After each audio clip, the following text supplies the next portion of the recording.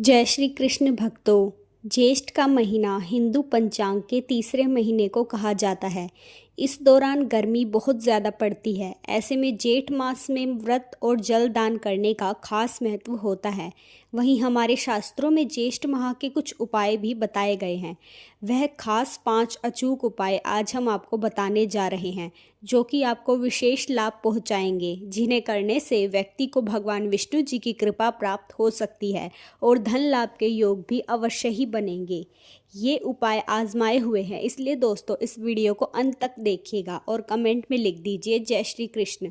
दोस्तों, इस वर्ष ज्येष्ठ का महीना 2 मई 2026 शनिवार से शुरू होकर 29 जून 2026 सोमवार तक रहने वाला है। इस वर्ष अधिक मास के कारण, जिसे मल मास भी कहा जाता है, जेठ मास लगभग 60 दिनों का होगा। इसलिए यह और भी खास है और इस दौरान किए जाने वाले उपाय आपकी ज़िंदगी बदल सकते हैं। तो चलिए मित्रों, बिना किसी देरी के जानते हैं वह 5 अचूक उपाय। पहला उपाय है जेठ माह में नियमित रूप से विष्णु जी और सूर्य की उपासना। इस महीने में सूर्य वृषभ राशि में होते हैं। साथ ही ज्येष्ठ के महीने में गर्मी भी बहुत तेज पड़ती है। ऐसे में भगवान विष्णु जी का तेज सूर्य में प्रविष्ट होकर इसे और प्रखर बना देता है। यही कारण है कि ज्येष्ठ माह के दौरान भगवान विष्णु और सूर्य की उपासना करने का खास महत्व होता है। अगर आप इस महीने में नियमित रूप से रोजाना विष्णु जी और सूर्य की पूजा अर्चना करते हैं तो इससे भगवान विष्णु और सूर्य देवता प्रसन्न होते हैं। साथ ही उनकी कृपा जातक पर बनी रहती है और जीवन में अवश्य ही खुशहाली आती है। दूसरा, ज्येष्ठ माह में जल और शरबत का दान। ऐसी मान्यता है कि ज्येष्ठ माह में जल और शरबत का दान जरूर करना चाहिए। इस महीने में गर्मी तेज पड़ती है। ऐसे में अगर आप जरूरतमंद और प्यासे लोगों को जल और शरबत पिलाते हैं तो बेहद ही शुभ फल की प्राप्ति आपको होती है। साथ ही इस सेवा से सूर्य देवता भी प्रसन्न होते हैं और उनका विशेष आशीर्वाद भी जातक को प्राप्त होता है। माना जाता है कि जेठ मास में जल और शरबत का दान करने से पुण्य की प्राप्ति होती है और व्यक्ति को जीवन की समस्याओं से भी निजात मिल जाता है। तीसरा, ज्येष्ठ माह में शनि का प्रकोप दूर करने के लिए भी यह उपाय है। इस माह के दौरान पीपल की पूजा करने और चने का दान करने का भी विशेष महत्व होता है।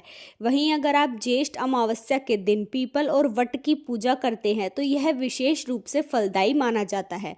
और दोस्तों, इस बार तो ज्येष्ठ अमावस्या शनिवार के दिन पड़ रही है, जिसके कारण यह शनिचरी अमावस्या कहलाकर और भी खास हो गई है।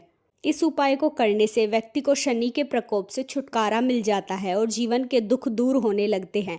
अगर आपके ज़रूरी कार्यों में बार बार कोई रुकावट आ जाती है तो इस उपाय को जरूर अपनाएं। शनिवार के दिन पीपल की पूजा करें और चने का दान करें।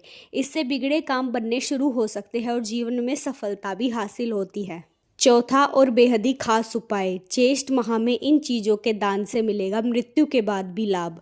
माना जाता है कि जेठ के महीने के दौरान ज़रूरतमंद लोगों को ककड़ी, खीरा, तरबूज और खरबूजे का दान करना चाहिए। साथ ही इस दौरान किसी पथिक को खिलाना भी बहुत शुभ माना जाता है। ज्येष्ठ माह में आप ज़रूरतमंद लोगों को आम और कूलर का भी दान कर सकते हैं। इस उपाय को करने से व्यक्ति को जीवन में कभी भी किसी चीज़ की कमी नहीं होती और घर में शांति बनी रहती है।